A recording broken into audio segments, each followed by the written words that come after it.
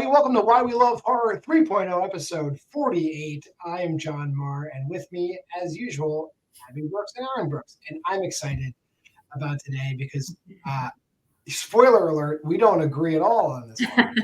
Abby and Aaron, how you doing today? Not well. Not good at all. Disappointing if we're judging it by the movies, which is my bit every time when we start. But overall, we're good. And I also was excited for this movie, and I'm still excited to talk about it. Abby? I mean, I'm good. I think this will be fun. It'll be a fun conversation.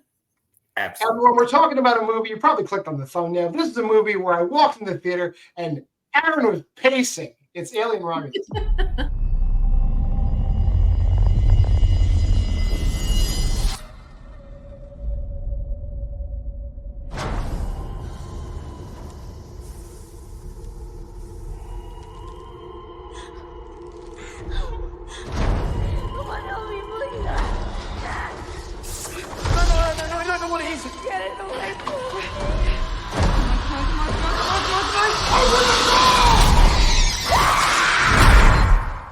Run.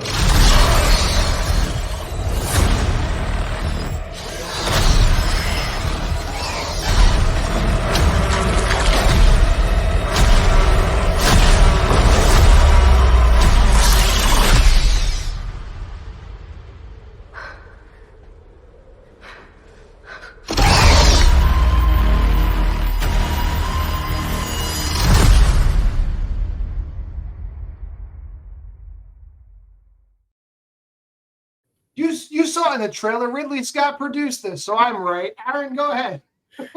Yeah, so we'll just jump right into it. I'll do the synopsis this time because it's a very simple synopsis. A worker of some sort for, the corporate Wayland, is she's up on her time credits and going to be free from her internment, slave working conditions, horrible corporate conditions. And then she finds out that her time has gotten doubled to like 24,000 time credits that she owes before she's free. So it's like another 5 or 6 years just in space. So Rain, Kaylee Spaney, is sent back onto a mission with a ragtag group of individuals. And let me know if you've heard that before. And there's chest bursting, face hugging, and other things that we'll talk about later.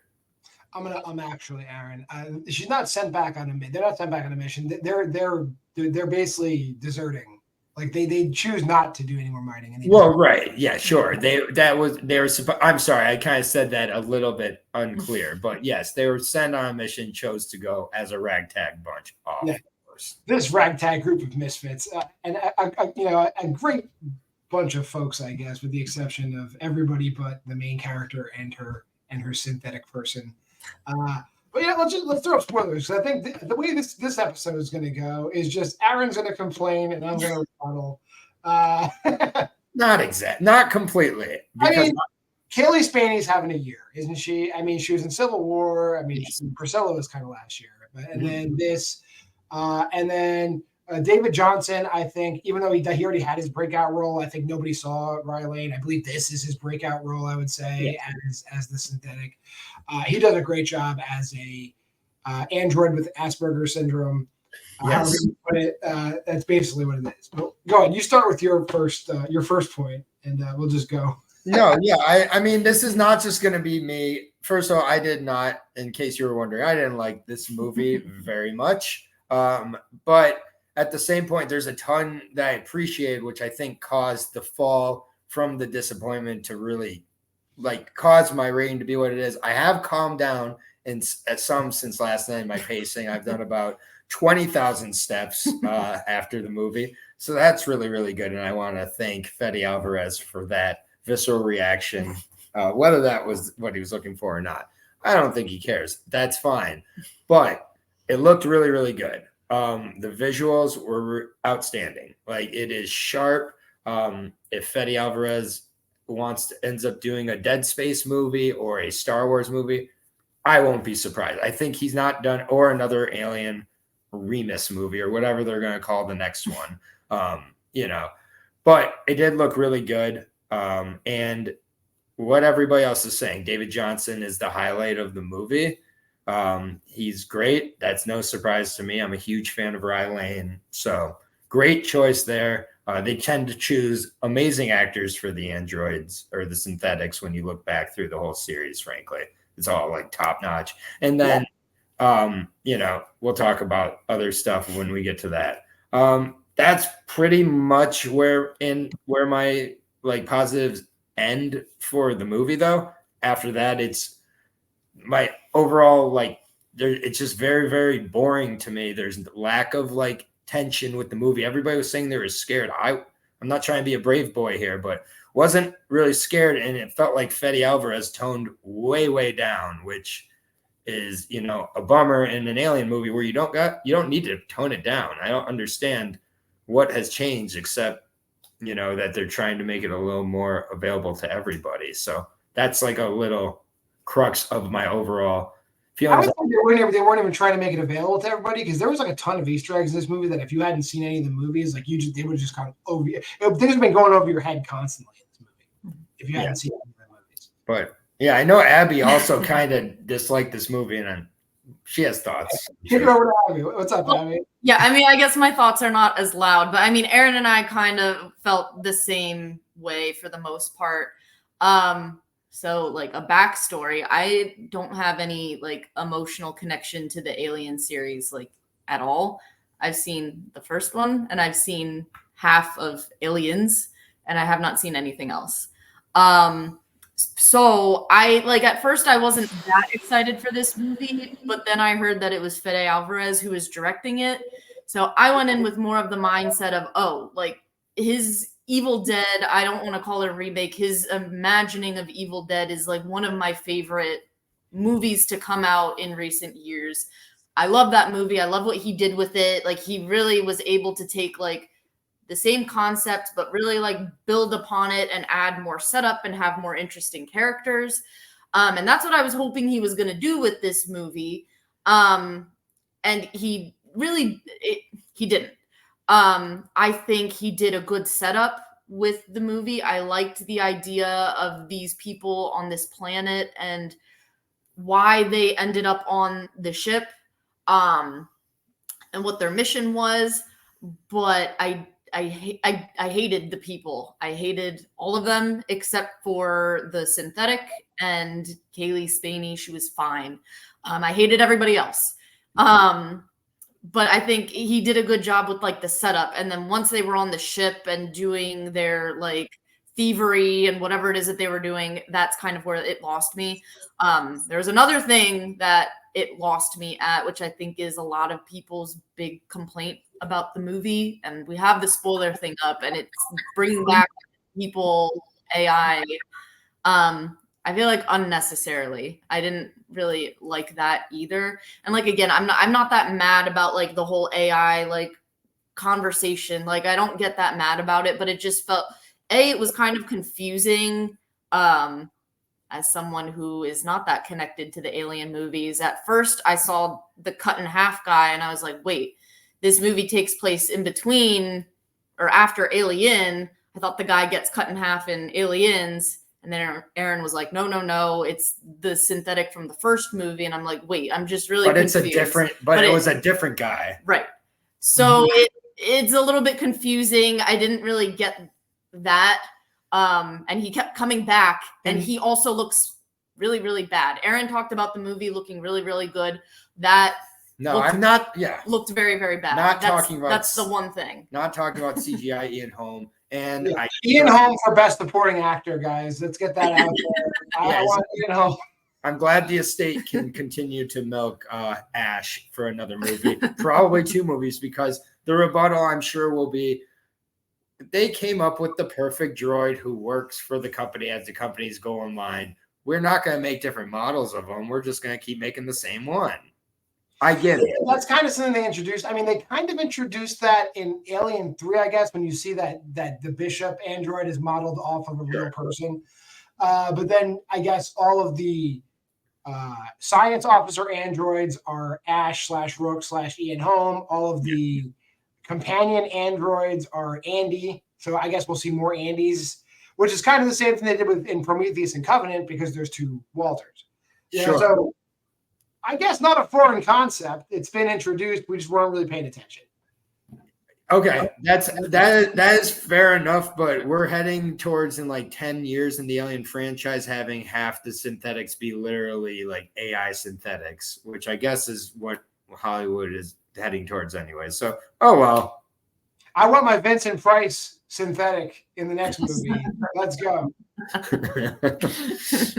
I would agree. I would grant like everything Abby said. I think besides Kaylee Spaney and Andy, all the rest of the characters are just like cannon fodder pieces of shit for the most part. You have the one white knight character, but he clearly is. Yeah. Bjorn, played by whoever it is. Archie Renault. No, it's Tyler Marine or something. Fearn. Spike Farron. Farron. He's the dude that dies from the acid. Yes, he's the guy who throws them all onto the ship, and then he's very mean. And he's but he's got a big old taser. And he's got the reason why he's mean because the logical droid killed his mom. So utilitarianism. He used utilitarianism. You get it? It's like the guy who at the grocery store who yells at the self scan and is like, "You're taking jobs like all the time." That's Bjorn. I thought Bjorn was a dick, but I did. Bjorn just kidnaps, the girl who has a face hugger on her, which what is her name? Navarro, I think. Navarro. Okay, so kidnaps Navarro, who, if you look at the poster now, it's spoiler alert. She has the face hugger. I was like, oh, cool. I think every trailer has her dying in it. So like, I think they showed that. Yeah. Well, I don't watch trailers, so again, you're really selling me on not watching trailers for the rest of my life with what I find out because I didn't know she was going to be the chest bursted girl. Apparently, everybody else. I think they showed that part too. But once but like for whatever reason, like Bjorn takes Navarro onto the ship, and then Isabella Merced, who's pregnant, is on the ship, but only Kaylee Spaney's character knows Isabella Merced, who's Kay, but I'm calling her Isabella Merced the rest of the time, so I don't care. I'm sorry, like this movie, it's a video game movie. I don't mean to sound like pretentious, but I felt like multiple scenes could have said, level 2, would you like to save, load, or continue, or quit? Like, it's just, and it's like we have the level where it's like, all right, you got to keep your body temperature at 98.6 degrees.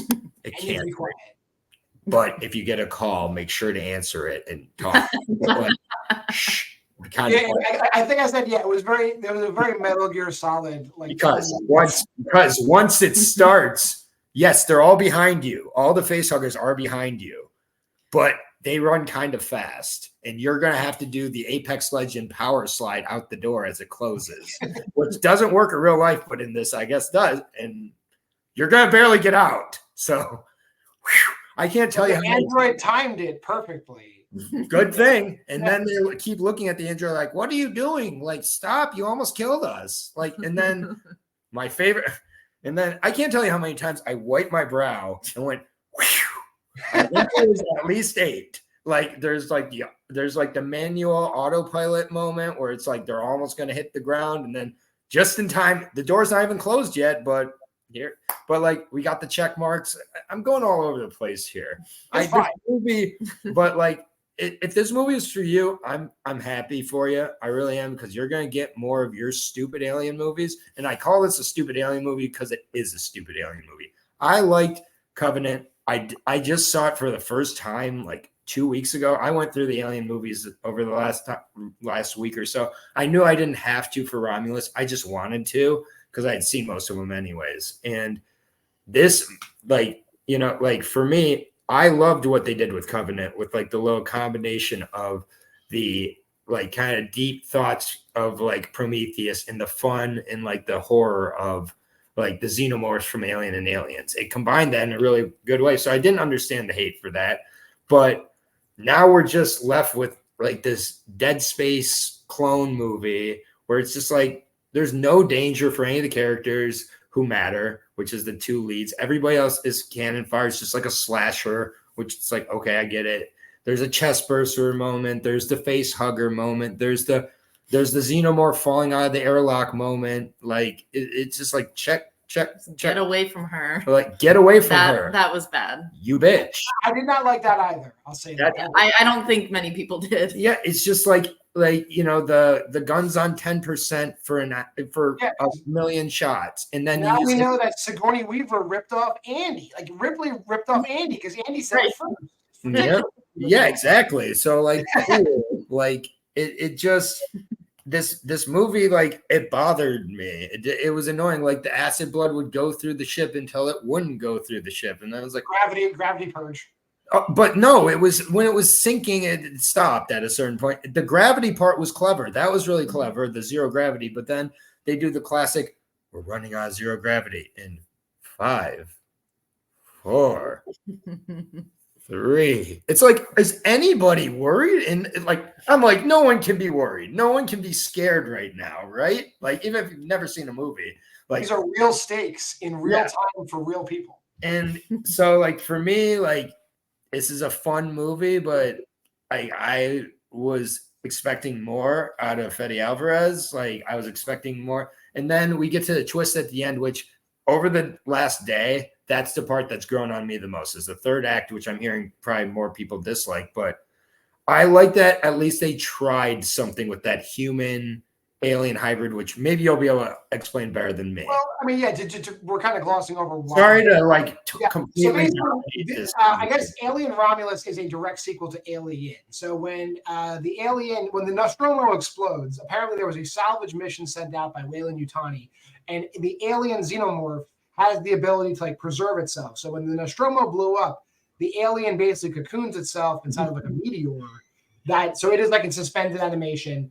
Weyland-Yutani sends out a second salvage ship, which is the Romulus Remus space station, and they capture the meteor where the alien is in suspended animation, and they proceed to do experiments on it. So that part, like, we don't know anything about that. We just see the aftermath where like they've collected a ton of samples, but the aliens have killed everybody. They've ripped Rook, which is Ash, in half.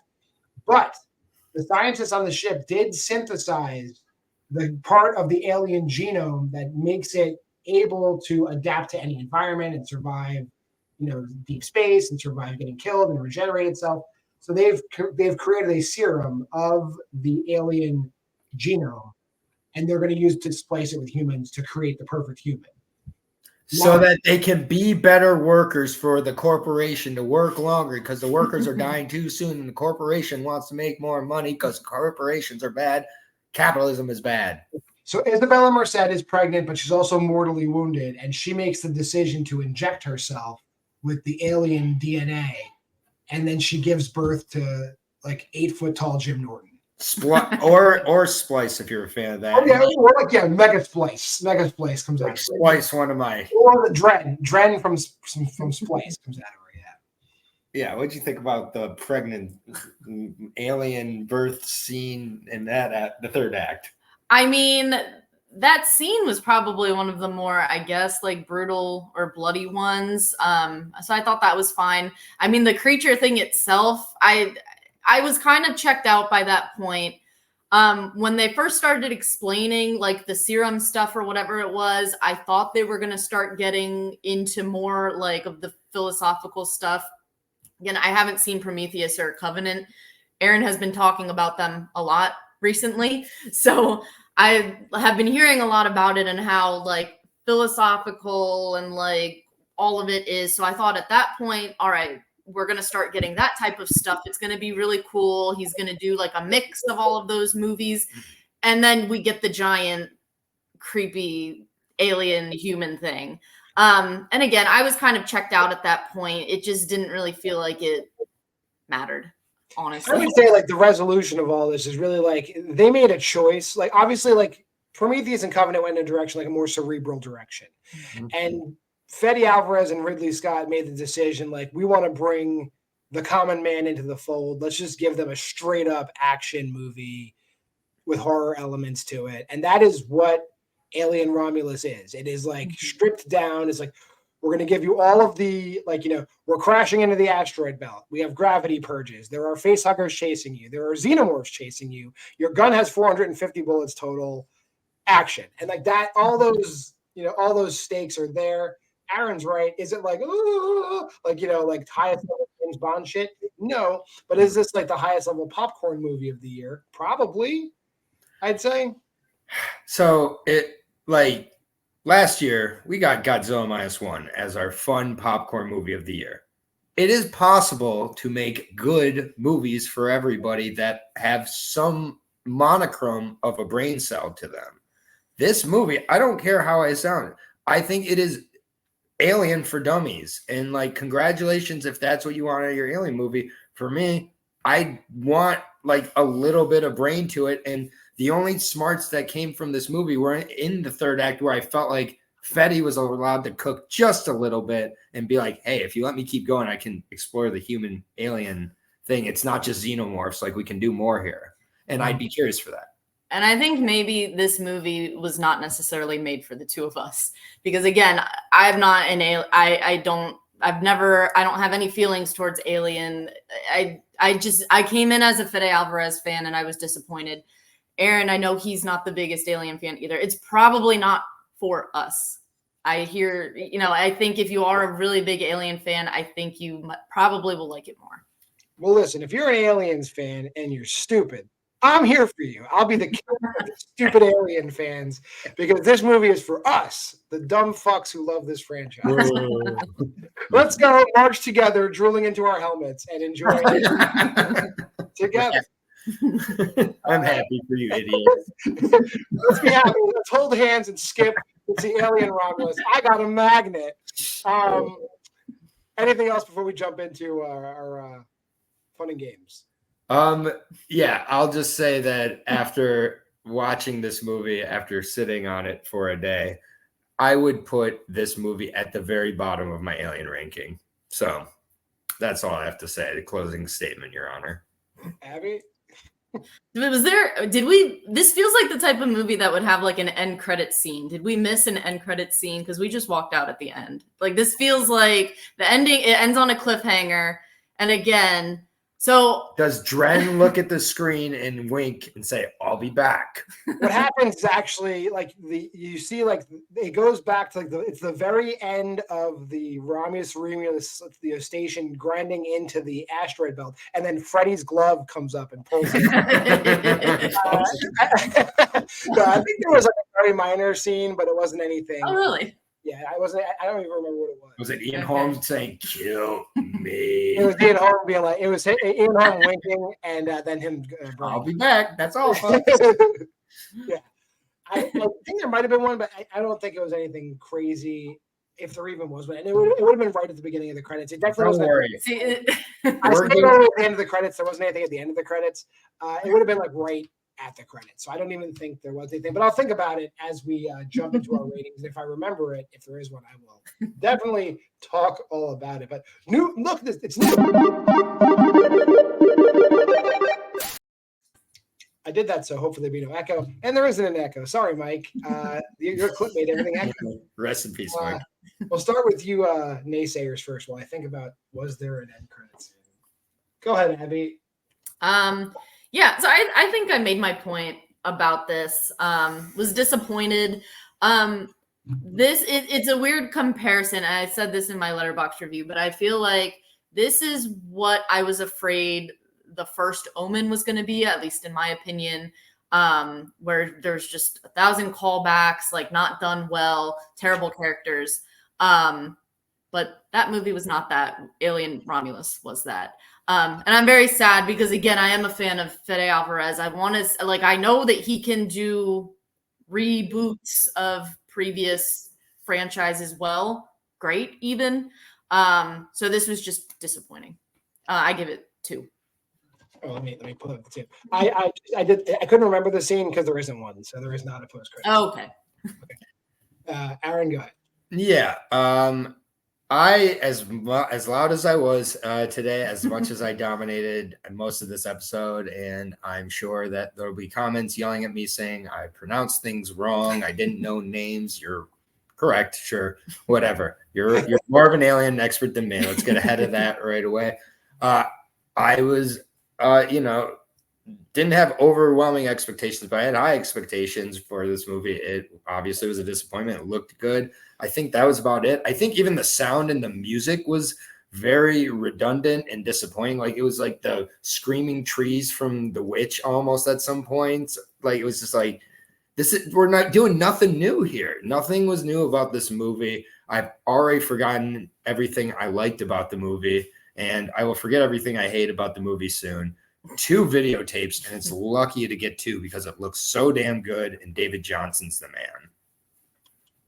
Anyway, guys, here's what you came for. The real your real opinion. I'm talking to the stupid people.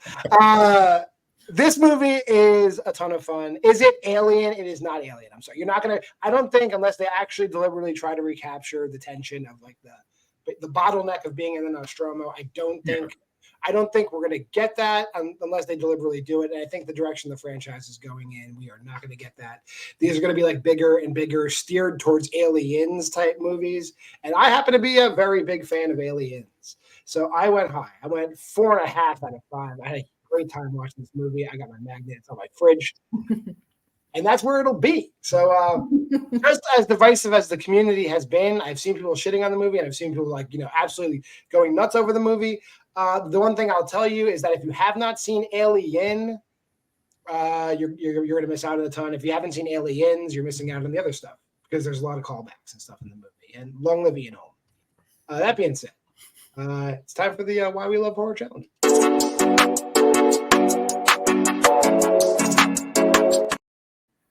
So like we do every week, you can go over to the Letterboxd website there. That's a lowercase r, a lowercase l, a capital W, a lowercase d, and a capital I. And this week, I believe it's week 34, which is watch a movie that's produced by Magnet Releasing. So earlier today, I watched a movie. I'll start with myself. I watched 12-Hour Shift, which has a lot of familiar faces in it. Angela Bennis is in it, and if you haven't seen May or The Woman or any of those kind of mid-level movies, you're missing out because Angela Bennis is a gem, and she always delivers, and she does not deliver in this movie. Plus, David Arquette and Mick Foley are in it, so you got 2 wrestling world champions. It's a horror comedy and it's a black comedy, and it delivers. Aaron?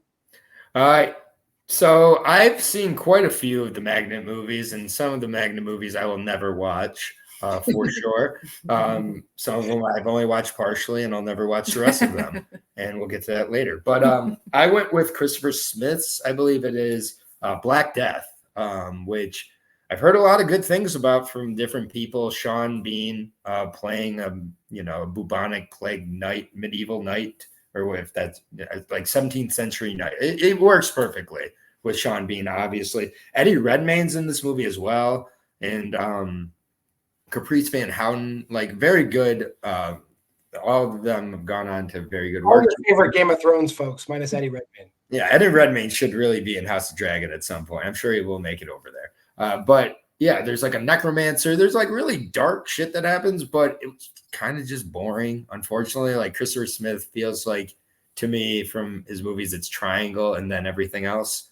Consecration, super forgettable. I think I even forgot to log it. It was so bad. But yeah, which happens with movies once in a while. But yeah, it was good. It's on Tubi. I think it's a little bit, it's just a middle of the road movie for me. I don't connect to the middle ages as much, so it kind of just all feels like the same Lord of the Rings shit after a while, but it was all right. Hey, Sean Bean's there. Abby, what'd you do? Well, I watched a movie that I liked less than Alien Romulus. I watched the first ABCs of Death. I could have warned you. And I watched part of it, and I hated it. Well, we started it a while ago, and then we stopped at C. And then I was like, I want to finish this. So you got to F. That's great. I finished it. Yeah, I got to that one. Yeah, there were many segments that I would like to erase from my mind forever. And I think this is a great example of some directors should not be allowed to have 100% freedom.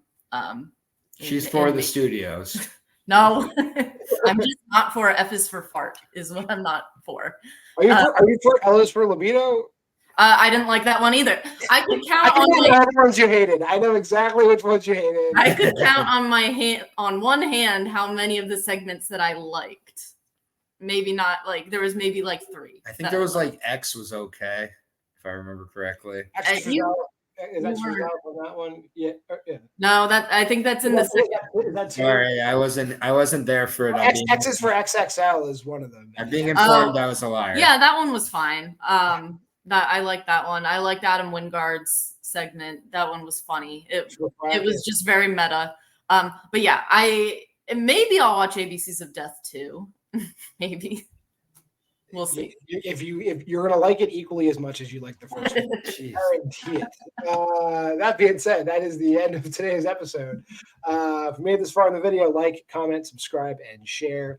Go to the Facebook group Why We Love Horror. Go to the TikTok at WWL Mondays we do versus. Hey, Horror Headlines on Tuesday now, live at 9:30. Wednesday we do special editions. Thursdays you're watching it. Why We Love Horror, our new releases show, and Friday, Why We Love Horror Trivia. Until next time, I am JWMaher, and that is Abby and Aaron Brooks, and we'll see you next week on Why We Love Horror.